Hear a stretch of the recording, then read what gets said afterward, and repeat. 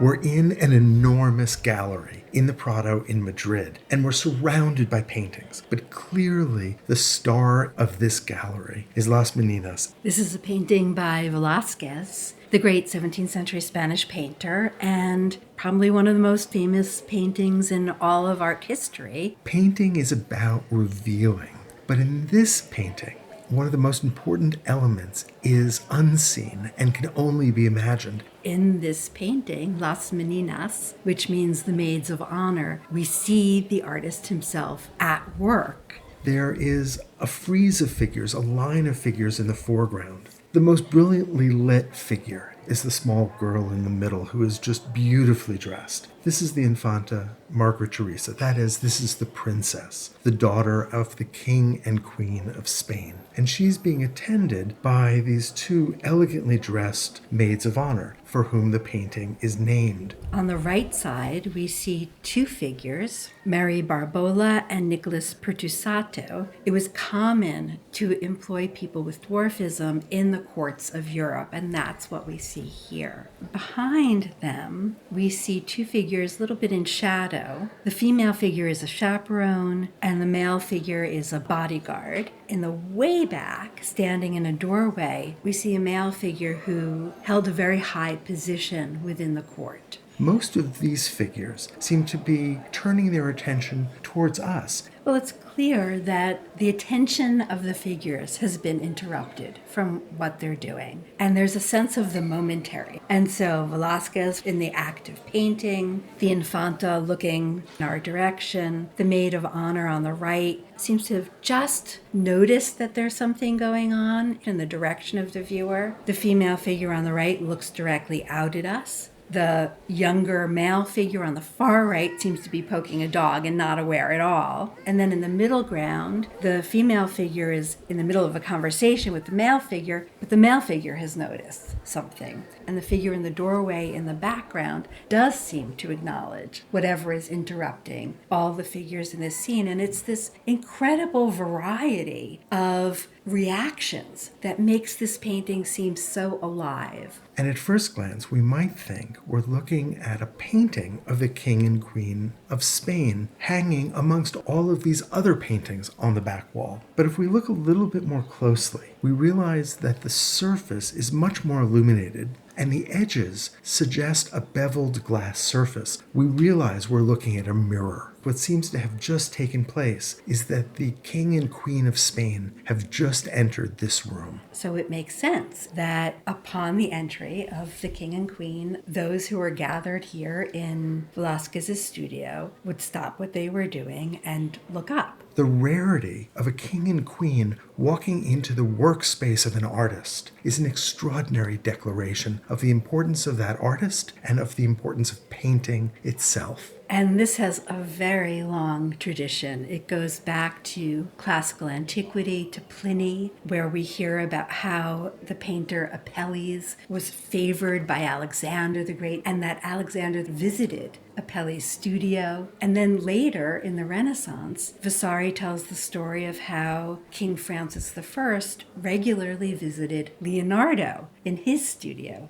Vasari and Pliny both tell these stories because they're arguing for the acceptance of painting as something which is noble, which is not simply craft, but something which involves an incredible amount of knowledge and disparate kinds of knowledge that need to be brought to bear to make a great painting. Velázquez, for years, had been in the employ of the king, had risen through the ranks and held various high-level positions until he reached essentially the highest position one could hold in the court, with a key even, with access to the king's chambers. And in fact, if you look very closely at the waist of the painter, you can see a ring that would have originally held the key that would have opened every door in the palace and was a signifier of his high rank and the trust that the king placed in him. But Velázquez was more ambitious. Several artists before Velázquez had achieved the rank of knighthood. Well, Titian had, and so had Rubens, painters that Velázquez had enormous respect for, and he wanted also to achieve this rank of knighthood. Specifically, he wanted to be a member of the Order of Santiago.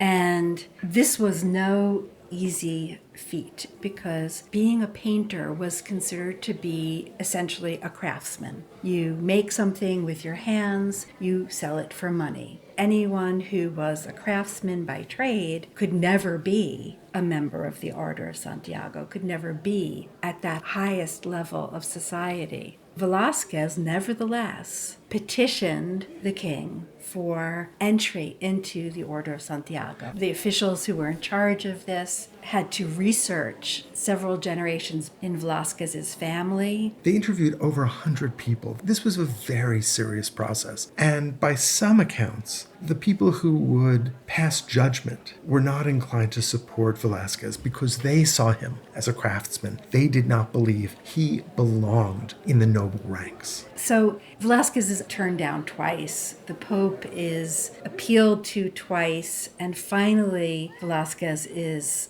accepted into the Order of Santiago. And that was just a few years after this painting was finished. So we can understand this painting in the context of Velázquez's ambition, both for his own status, but also for the status of his art. Let's look at what the artist has done. At first glance, we see these figures within a room that makes complete sense. It uses linear perspective, and in fact, this room is not an invention. It was an actual room in the palace. And like so many Baroque artists, employs light to convince us of the reality of this scene. And so we have this window on the right that lets in the light. We see it fall on the figures where they're illuminated on our right and shadow on the left. And the light is differentiated. It is subtle. It plays across the surfaces of the figures, of their skin, and also of their magnificent clothing. If you look at the princess, for example, look at the way that her dress just picks up the light. But when we look closely, we see that these are continuous strokes of paint. My favorite example of this is if we look at what Velázquez is wearing. We see this white shirt underneath this black jacket, and that shirt is indicated by rapid brushstrokes back and forth that signify the light shining on that shirt. And that zigzag, that almost lightning bolt, leads our eye down to one of the most interesting parts of the painting, which is the palette of paint that the artist holds. And here he is literally depicting paint in its raw state. It is a finished representation of the stuff out of which the representation itself is made. I think it's also important for us to put this painting in the context of the 17th century, of the Baroque era. And one of the things that artists of the Baroque era are repeatedly interested in, whether we look at Caravaggio or Bernini or Rembrandt or Rubens, is breaking down the space of the painting and the space of the viewer so that the viewer is part of the work of art, part of its space. In that way, Baroque art can be very powerful. It draws us in, and that's what's happening here too. The space of the painting continues into our own space. We know, in fact, that the room was larger than what we see here, that it expanded